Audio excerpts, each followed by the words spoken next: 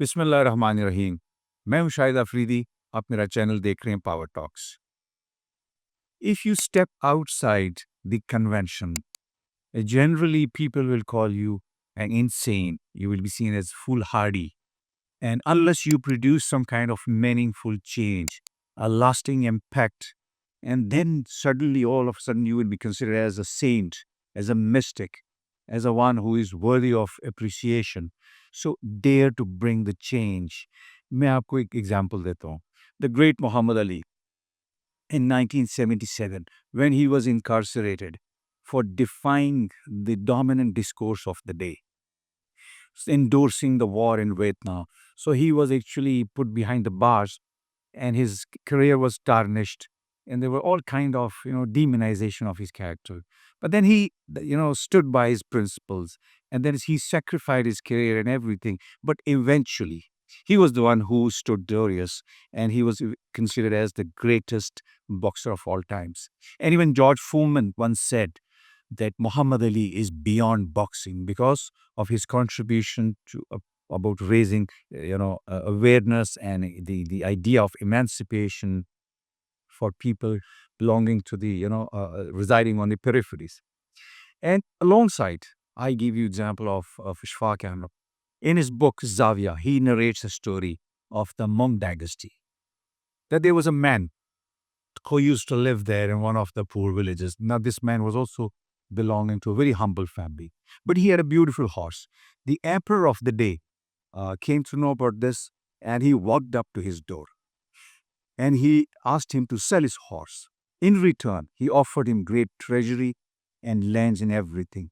But the poor man declined to sell the horse.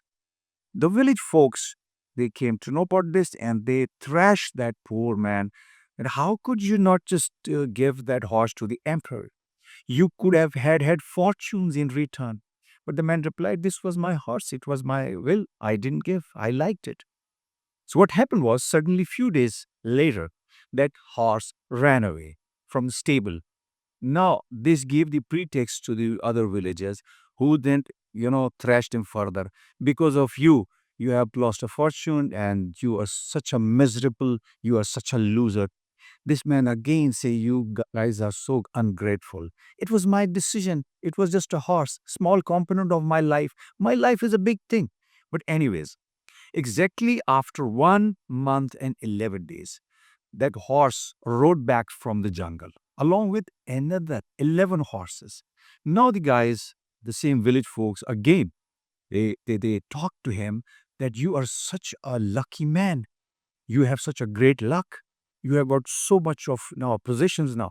This poor man replied, "What great luck? What possession? It was just a horse. More horses came. Now I'll train them. It's okay. They're not to be eulogized to such great lengths as you are, advocating." So what happened was, he asked his son to break in those horses. So next day, while he was carrying out this exercise of breaking in, his son fell from the horse and he broke his limbs. Now the same village folks again came to him that you are such a miserable man. You have such a bad luck because you just had one child and he is so badly injured now. So again he said, "That was my child. It is just one part of my life. My life is a bigger thing. He will be all right. He's injured. Things will be great sooner or later." What happened was, after few months, again, war broke out between the emperor of this state with this neighboring state. So he imposed this obligation on every young man to join the military. There was a forcible recruitment. So this man's son was spared. The rest of every young man was recruited, and some of them got killed in the war and blah blah. So when the people from the village again just walked up to him, "You were such a lucky man. Every one of us had their sons taken away, and some of them got killed and blah. So you are such a lucky man." Now finally, this man, this poor man, pat his back and he say, "You miserable folks, you don't deserve that I should live with you. Because you take out one part of your life and you just expand it on your life. And because of the generalization, you fall into all kinds of obsession about material things as well as worldly desires. I am beyond this." Now, what this story tells us? It is about the conceptualization of reality. It is the way we perceive thought impulses in our mind which generate and which eventually, if we allow those thought impulsive to operate in our minds on a repetitive basis, they will turn into some kind of beliefs. And those beliefs, if stacked together in our subconscious mind, they will build perceptions. And those perceptions will eventually create a reality. So our realities are different in the sense because we have different pasts, we have different baggages. This is exactly how those people who have the material obsession about life, for them their reality is very different, and for others who have bigger ideas about life, for them reality is very different.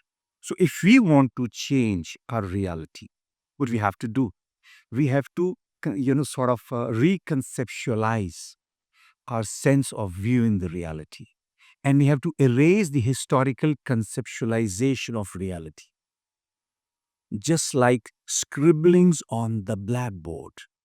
So if we continue to erase this forced conceptualization of reality, it would be like erasing the conditioning of our minds. And then what is going to happen? Life will become spacious. All the narrowness that the life has imposed upon us, that will dissolve. And we will find space in life, and we will have space in our own selves. And that would actually lead to diversity. And diversity is the essence of life. So if we want to reconceptualize our being, we have to have new thinking. And in order to have new thinking, we should, sort of transform our personality. By transforming our personalities, we can create a new reality. So, in order to create new realities, we have to erase the old meanings. For instance, if you used to have attached different meanings to different things, for instance, if you valued a mansion, a great car, you thought that would take you from point A to point B, and other things. Now you, for instance, add value that any decent car could take me from one place to another. Now you are actually erasing the old meanings. You are creating new meanings that will turn into perception, and those perception is going to create new reality. And people will wonder, look at this man. Why does he think like a saint? This is how he thinks. Why can't we think like him? So this is the way we can recreate a reality. And for that, we need to recreate our personalities. And for that, we need to allow new thinking to emerge in our minds so that we can stack them into different ideas and perception. And those perception would eventually change our worldview. Thank you very much.